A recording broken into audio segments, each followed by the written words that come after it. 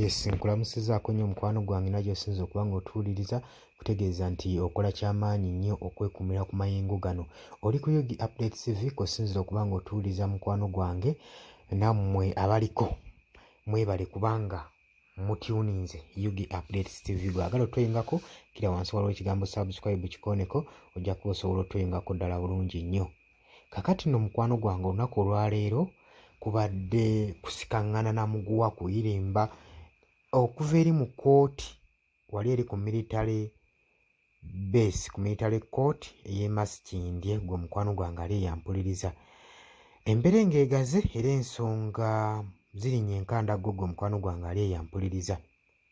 Kkooti esazeewo okuba ng'omusango gwa Dr. Kizza Besigye egongerayo paka ng'ennaku z'omwezi 13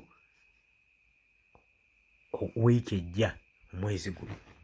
Kkooti esazeewo n'eyongerayo omusango gwa Dr. Kizza Besigye, kitegeeza agenda kuddamu okulabikira mu kkooti ng'ennaku z'omwezi 13 wiiki ejja. Kitegeeza ki? Nti omulamuzi azeeyo n'amusindika e Luzira, gwe mukwano gwange ali eyampuliriza. Ate ye looya we Kizza eyakwatiddwa for the content of court, eyaweereddwa ekibonerezo n'omulamuzi, contempt of court, yaweereddwa emyezi 9 ng'ali Luzira, gwe mukwano gwange ali eyampuliriza.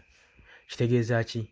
Nti ne wiiki eno yonna yonna Dr. Kizza Besigye agenda gimala ng'ali mabega wa mitayimbwa. Kino nno kiddiridde okubanga kkooti ya leero ebaddemu okusalawo kubaddemu akavuyo kangi nnyo, omuli olooya omumanyifu Kizza Aaron okwatibwa n'atwalibwa e Luzira, gwe for the contempt of court, gwe mukwano gwange ali eyampuliriza. Contempt of court kitegeeza ki? Nti waddisorganizinze kkooti, by'obadde okola mu kkooti badde tebigendera mu mateeka mu kkooti. Omulamuzi ali waddemu okusalira ekibonerezo kyonna ky'aba ayagala.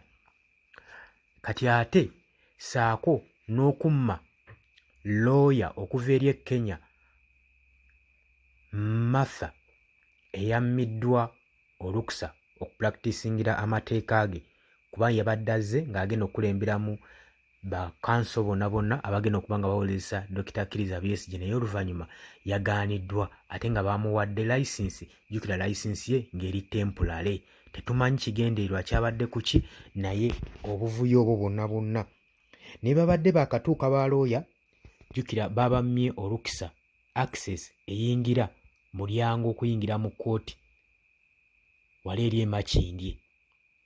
Era bino byonna buvuyo obwabaddewo obulemesezza omusango okutambula obukwakku nga gwadde gulina okutambula, gwe mukwano gwange ali eyampuliriza. Kakati gwe omuwagizi yenna yenna ali eyo wa Kizza Besigye, omuntu okimanye nti bamwongeddeyo paka ng'ennaku z'omwezi 13 olunaku olw'ebbalaza lwajja okuddamu okuba nga asimbibwa mu kkooti, gwe mukwano gwange ali eyampuliriza. Ebintu bwe bityo bwe bigenze naye nga bibadde birungi si birungi, gwe mukwano gwange ali eyampuliriza. Amagye ne military nga gegadde baana baliwo wali ku kkooti, gwe mukwano gwange ali eyo. Kutegeeza nti nno oli ku Yugi Updates TV kw'osinziira okuba ng'otuwuliriza era ng'oli muwuliza mulungi nnyo.